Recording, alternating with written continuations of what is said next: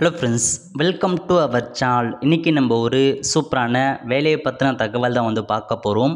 அதாவது தமிழக ரயில்வே துறையிலிருந்து உங்களுக்கான வேலையை இப்போ தெரிவிச்சிருக்காங்க. இப்போ அந்த வேலைக்கு யார் யாரெல்லாம் அப்ளை பண்ணலாம், இதுக்கு தேவையான எலிஜிபிலிட்டி என்ன, இதை பற்றின மொத்த இன்ஃபர்மேஷன் தான் இந்த வீடியோ பார்க்க போகிறோம்.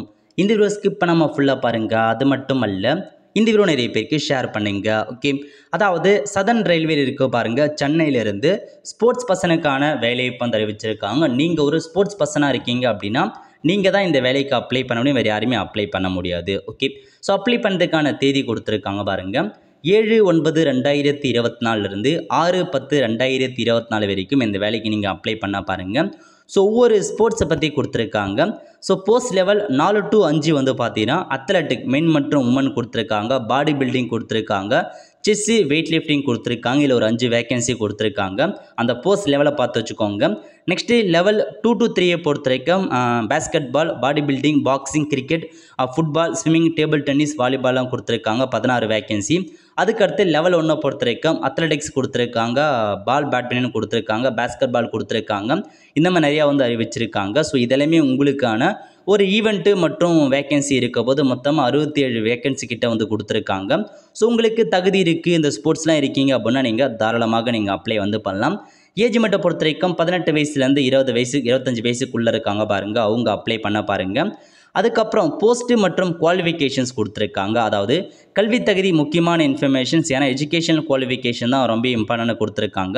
ஸோ நீங்கள் ஒரு ஸ்போர்ட்ஸ் பர்சன், இந்த சம்மந்தப்பட்ட ஸ்போர்ட்ஸ் பர்சனாக இருக்கீங்க அப்படின்னு அப்ளை பண்ணுங்கள்.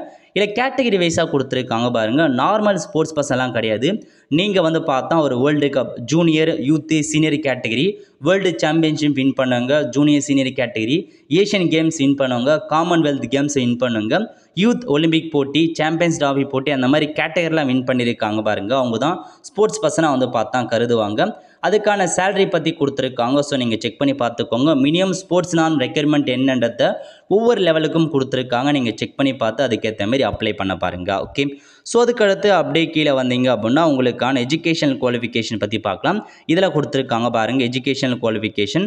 அதாவது எஜுகேஷனல் குவாலிஃபிகேஷன்ஸை பொறுத்த வரைக்கும் உங்களுக்கு கேட்டகரி வைஸாக பிரிச்சிருக்காங்க. ஒவ்வொரு கேட்டகரிக்கும் தனித்தனி எஜுகேஷனல் குவாலிஃபிகேஷன்ஸ் அறிவிச்சிருக்காங்க. ஸோ ஃபஸ்ட்டு என்னென்னா, அதாவது லெவல் 1க்கான போஸ்டிங் இருக்குது பாருங்கள், அதுக்கு நீங்கள் 10th பாஸ் அல்லது ஐடிஐ முடிச்சிருந்தா போதுமானது. அதேமாரி லெவல் 2, 3 அந்த 2, 3லேருந்து 7 வரைக்கும் உண்டான பதவிக்கு 12th பாஸ் பண்ணவங்க அப்ளை பண்ணலாம். அல்லது 12th முடிச்சுட்டு நீங்கள் அப்ரெண்டிஸ்ஷிப் முடிச்சிருக்காங்க பாருங்கள், அவங்க அப்ளை பண்ணலாம் சொல்லியிருக்காங்க. ஸோ பேசிக்காக 10th முடித்தா போதுமானது.